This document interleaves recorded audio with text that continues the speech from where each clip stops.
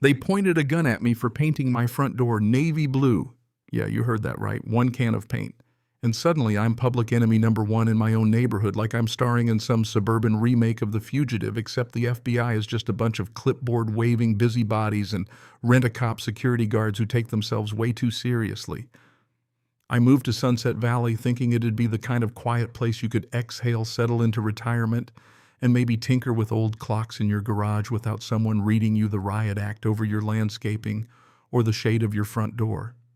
Turns out that illusion lasted about as long as the first coat of navy blue dried, because that's when Deborah Collins, president of the Sunset Valley HOA and self-appointed warden of all that is beige, showed up on my doorstep like a sitcom villain in a pantsuit.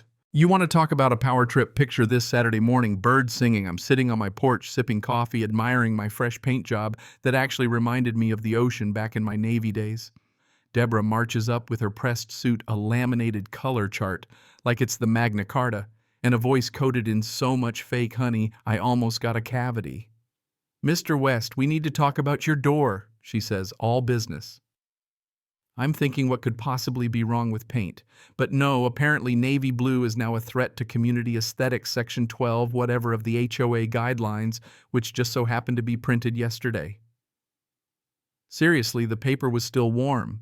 "We're always updating our standards," she chirps as if anyone asked her to. So I'm handed a $300 fine and given 48 hours to repaint my door some shade of sadness, beige, tan, off-white, whatever flavorless color you'd find on the bottom row at Home Depot.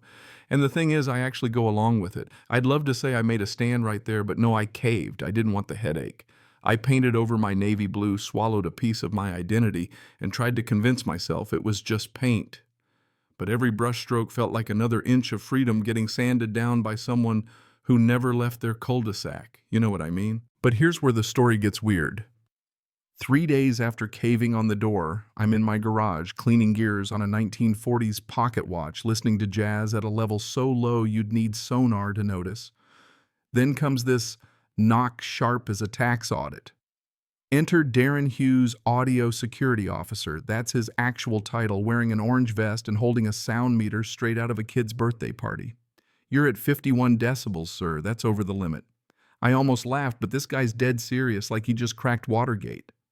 He hands me an $800 citation, handwritten on printer paper for noise pollution.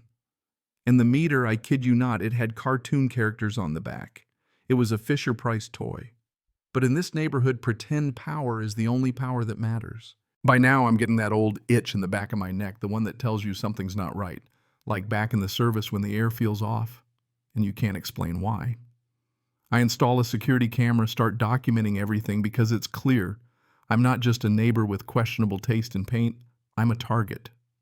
Compliance doesn't buy you peace here, it just makes you a bigger mark.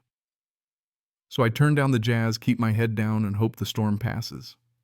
But hope in this context is just denial with better PR. Next up on the HOA hit parade, my plastic flowers. That's right, the same discount store blooms I saw out front at the community center suddenly become a $300 violation when they show up next to my porch. The irony was almost artful. I checked the HOA records, turns out they spent over $2,000 on landscape enhancements in 6 months. The receipts, high-end garden centers. The reality, cheap plastic flowers. I'm no accountant, but when the math doesn't add up, someone's skimming off the top. So I set a little trap, bought 2 more sets of the same plastic flowers, put them out front with a sign. Which one violates HOA rules? Deborah lost it predictably. She stammered, went red, finally hissed, "I decide what's appropriate and you're a problem." The mask was off. This wasn't about flowers, doors, or even property values. It was about control, plain and simple. And the more I looked, the more the stench of petty corruption was everywhere.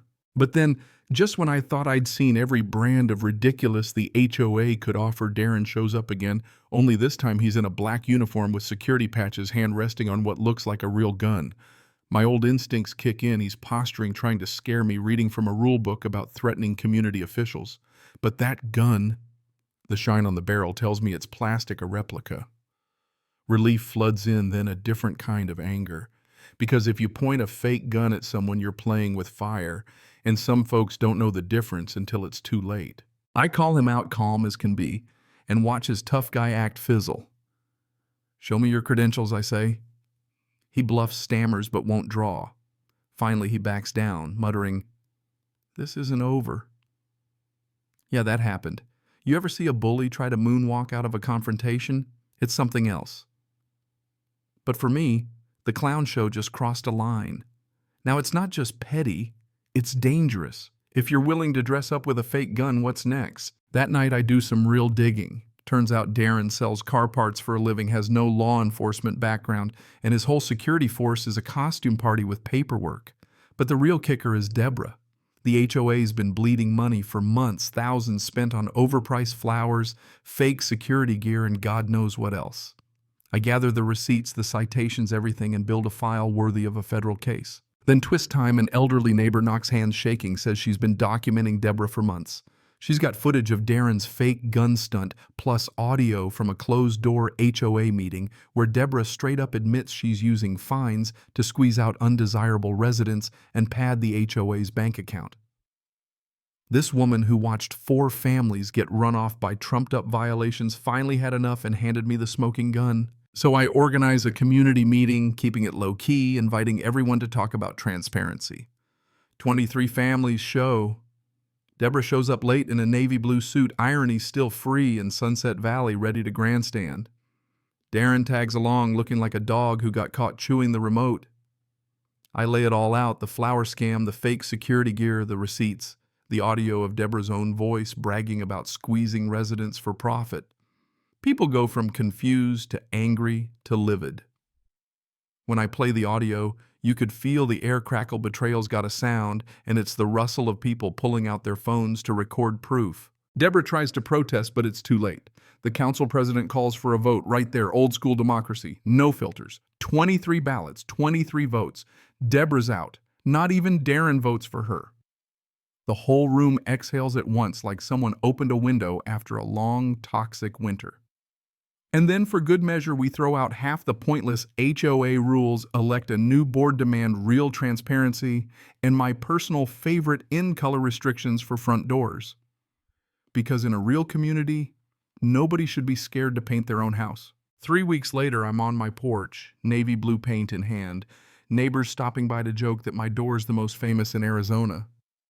I finished the job jazz playing in the garage, and for the first time in months, the neighborhood actually feels like a neighborhood, not a prison with prettier landscaping. The council president drops by with a sign, KBY West Honorary Community Hero, and a plaque making me an honorary board member. Only job requirement, keep us honest. So 6 months after walking into what I thought was retirement paradise, I ended up bringing down a corrupt HOA president, helped some neighbors find their courage, and got my navy blue door back, all because I refused to let petty tyrants decide what peace and justice look like on my own front porch. Deborah. She moved out quietly. Darren ditched the fake badges.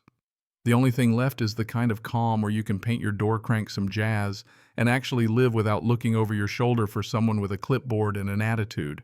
Tell me, where do you stand on this?